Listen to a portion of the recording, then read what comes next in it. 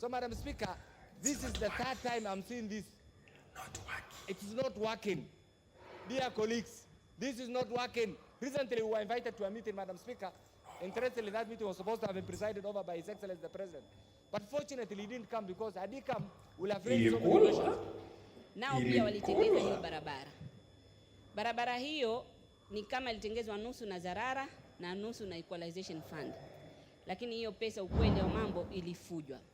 Lakini kitu ya kusikitisha ni kwa vile ni Maram, barabara ya Maram haikuweza kufuatiliwa kwa sababu atasema kulinyesha mvua, kulifanyika hivi, pesa ikatumika. Mimi pia ningetoa suggestion kwamba hii pesa isitumike kwa maana barabara za udongo au za matope. Ikifanywa ifanye hata kama ni kilomita 1 barabara ya lami. Don't worry about the 34 clocks. It is not working. It is not anywhere. The money is not being felt. The money is not going to the ground. The money has become part of the devolved functions. Can't we put our difference aside, reclaim our role, direct this money where it's supposed to be, and have maybe one project per constituency? One project per constituency. If Elders was supposed to get 200 million, 200 million can have one critical infrastructure like hospital. Na pia wananchi wenyewe waweze kuhusishwa vilivyo ili waweze kusema zile shida ambazo zinawakwaza sana katika ile mipango ya maji, mipango ya barabara, mipango ya afya, mipango ya umeme. Mangai waliwekewa pesa, wako Boni Forest waliwekewa milioni 45 ya maji, amba huo mradi ingekuwa umeinua hiyo area. Paka sasa kutoka uhuru upatikane hiyo area hakuna hata mradi mmoja wa serikali. Jamani, tukiangalia leo Turkana, tuangalieni zile shida zilioko Turkana katika mambo ya miundo msingi ya barabara, mambo ya maji na mambo ya miundo msingi ya afya na hata mambo ya ukame. Jamani, ni masikitiko makubwa sana.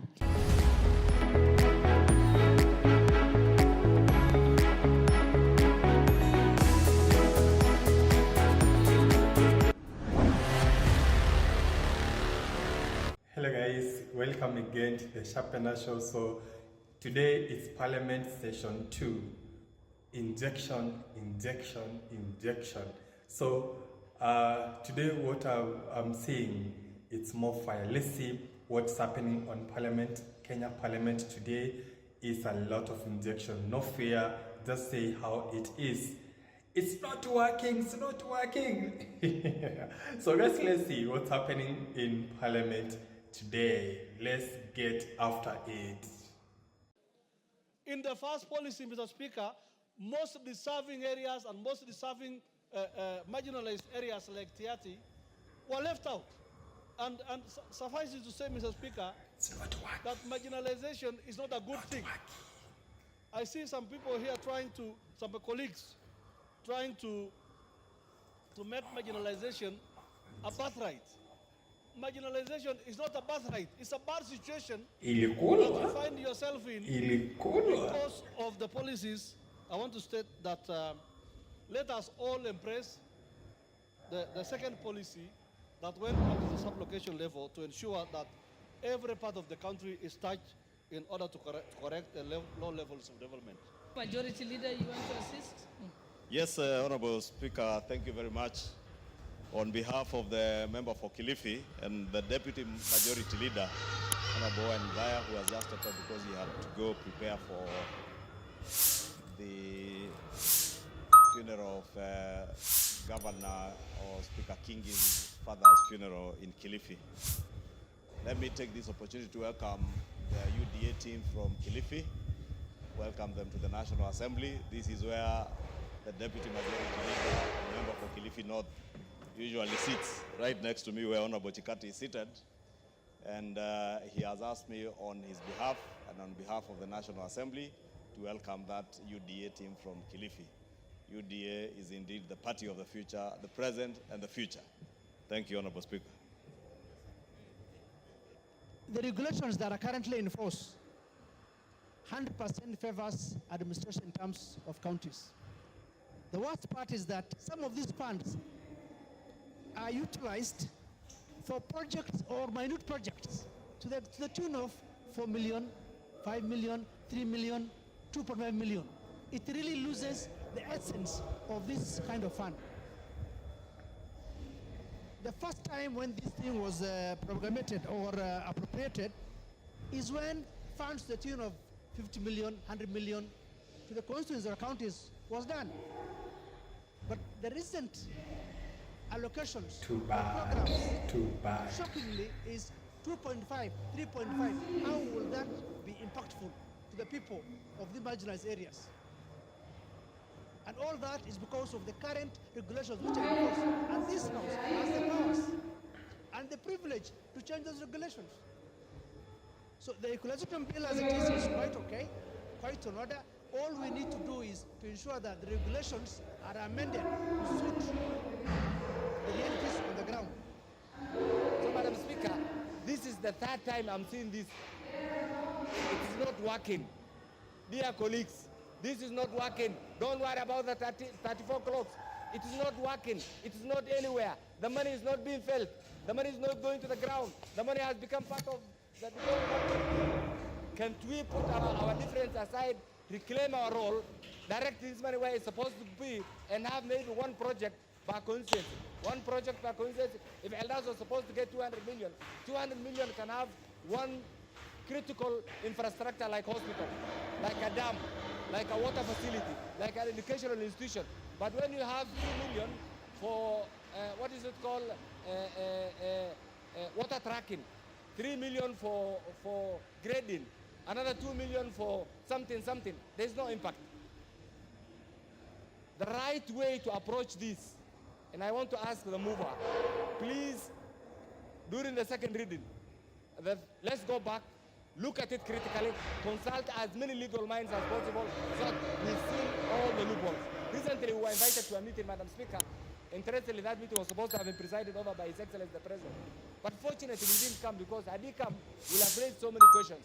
In the KICC, out of the plus 109 MPs who are supposed to attend, we were 4. That tells you the level of disinterest. We need to deal with this. The resources are there. Yet we are complaining about lack of resources. Can we utilize these that we have so that in the next 6 years, these regions that have been neglected, these regions that have been stereotypes, these regions that have been completely left out in the national development agenda. But I was speaking this morning, I participated in what is being led by His Excellency called,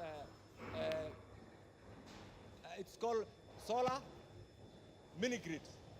Madam Speaker, I just say, I am today the father of Parliament. One time I joined this Parliament as one of the young legislators. There are 2 things that I was looking forward to.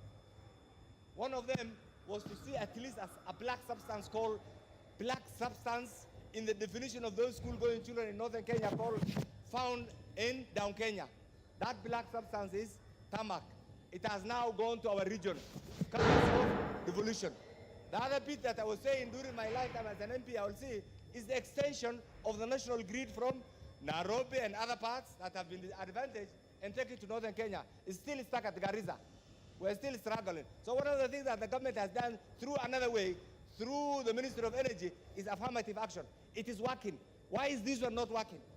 The President commissioned signing of contracts for solar mini-grids that is going to cover 72% of Kenya.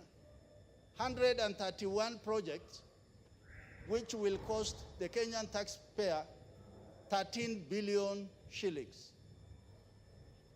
That is a lot of resources allocated on one go, but had equalization fund been addressed and used as opposed to being penny packeted or in piecemeal, then today we are going to have flagship projects in Turkana, in Marsabit, in Isiolo, in Mandera, in Wajir, in Lamu, and other places. Madam Speaker, my concern is that since independence, 60 years plus, today this government is constructing a road, a tarmac road or a highway, if you may say, between Isiolo and Mandera, a distance of 800 kilometers, where that population, almost close to 2 million people, live in that region, but until now, no one has seen it fit that a road was necessary, because it was put aside in 1965 that it was not the most productive parts of Kenya, because they never produced tea, coffee, pyrethrum, sugar. Pesa ilipotoka mara kwanza, eneo bunge langu ilipata pesa hii kwa barabara inaitwa Mtandawanda Kizingitini. Wakaeka ile barabara ya kokoto ya Maram. Walitumia milioni 120. Na kulikuwa na kampuni inaitwa Zarara imekuja kutafuta gas pale, nao pia walitengeza hiyo barabara. Barabara hiyo ni kama ilitengezwa nusu na Zarara na nusu na equalization fund. Lakini hiyo pesa ukweli wa mambo ilifujwa. Lakini kitu ya kusikitisha ni kwa vile ni Maram, barabara ya Maram haikuweza kufuatiliwa, kwa sababu atasema kulinyesha mvua, kulifanyika hivi, pesa ikatumika. Mimi pia ningetoa suggestion kwamba hii pesa isitumike kwa maana barabara za udongo au za matope. Ikifanywa ifanye hata kama ni kilomita 1 barabara ya lami. Ndio hii pesa isitumike kwa njia ambayo mtu anaweza jificha nayo akaimaliza. Hii pesa ni pesa ya maskini. Na watu wanasahau hii pesa ya maskini ikiliwa inamrudia mtu. Manake kama hiyo pesa iliyotumika kwetu ingekuwa imetumika vizuri, sasa hii tungekuwa tuko mbele, na sasa tunatumia hii nyingine kusonga mbele zaidi. Kwa mfano watu wa Mangai waliwekewa pesa, wako Boni Forest waliwekewa milioni 45 ya maji, ambao huo mradi ingekuwa umeinua hiyo area. Paka sasa kutoka uhuru patikane hiyo area hakuna hata mradi mmoja wa serikali. Mradi mkubwa sahihi ni huu mimi nimeanzisha sasa ya kujenga shule, na nikisaidiwa na KDF. Lakini ile pesa ilifujwa, ukizitafuta paka sasa hizo milioni 45 hujui ziko wapi, hujui zilifanywa nini, hazikufanyiwa. Paka sasa hizo pesa hazijulikani ziko wapi. Lakini kwa hii sheria itatusaidia. Na tukizungumzia mambo ya hii pesa, kila mtu anafikiria ule ubinafsi kutaka kwao ifanyiwe hiyo pesa. Lakini ukweli ni kwamba wale wanaishi kule kwingine ni wenzenu, ni ndugu zenu. Kama vile pia pesa inavyowekwa kwa chai au kwa kahawa, ikiwekwa kwa huku kwingine msikasirike. Kwa sababu sisi hatukasiriki, kwa sababu sisi hatuna chai, hatuwezi lilia hiyo pesa ya chai. Ikiletwa hii pesa ya marginalization, kwa sababu hii pesa ni kurekebisha makosa yalotokea kutoka serikali zote zilizopita. Jamani, tukiangalia leo Turkana, tuangalieni zile shida zilioko Turkana katika mambo ya miundo msingi ya barabara, mambo ya maji na mambo ya miundo msingi ya afya na hata mambo ya ukame. Jamani, ni masikitiko makubwa sana.